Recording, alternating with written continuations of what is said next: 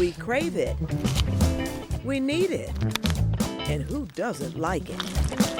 But how much is too much? Something like 31 teaspoons of sugar per day is the average American. That's way too much. And where it goes? Most people don't know. I think people key into sugar as waistline. We know all about that. But what they don't realize is there's something called sugar sag. Sugar sag? We're damaging our skin.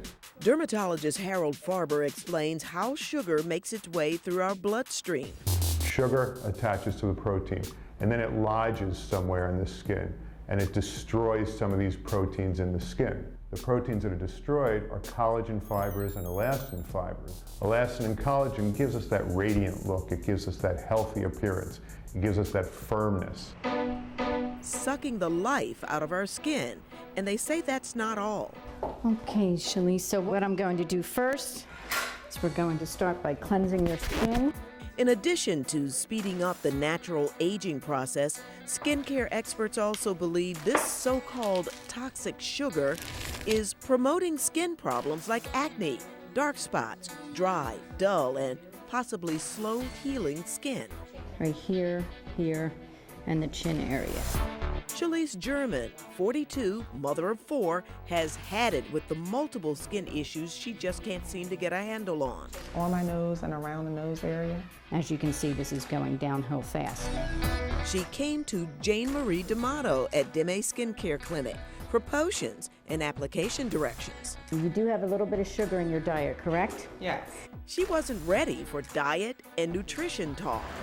We are going to stop with all the little cupcakes here and there. I was wondering, where's she going with this? You know, why are we asking about my diet? Her waistline doesn't show it, but Shalise realized there's plenty of sugar, starches, carbs of all kinds that she and her family are still getting way too much of, even though they have cut back. So oftentimes we end up at fast food chains, which is bad for us, we know. So I'm sure that has all types of things in it that's not helping my skin.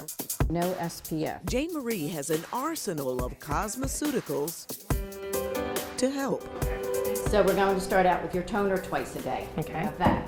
Then we're going to add in the niacinamide product, the Lighten Up 8 serum. We're also adding in your sunscreen for any UV damage, and also your green tea serum for inflammation. This sunscreen leaves a bit of an ashy tint on Shalise, but she's going to cover it up with makeup. Jane Marie says some people need more product, others far less. So what I may prescribe for you or suggest for you would not work for maybe the next person. One cosmeceutical product gaining a lot of new attention was created by a scientist who stumbled upon an enzyme and its side effects. She was actually researching ways to help diabetics suffering with kidney disease, blindness, and other complications like slow healing wounds. We're looking for a drug to stop this enzyme so we don't get these toxic sugars.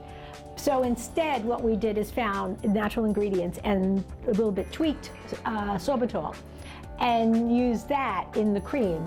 Dr. Annette Tobia got to work with a biochemist partner and did multiple clinical trials ages 40 and older, including herself and her 87-year-old mom. And everyone got better. Approved for cosmetic purposes only, the doctor stresses, but some may believe it does more. Because what happens is when you look good, you feel good. And so then maybe you don't need so many pills.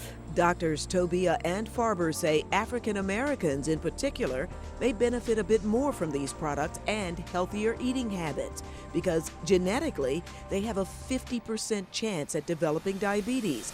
And historically, many maintain diets way too high in fat, sugar, starch, and processed foods.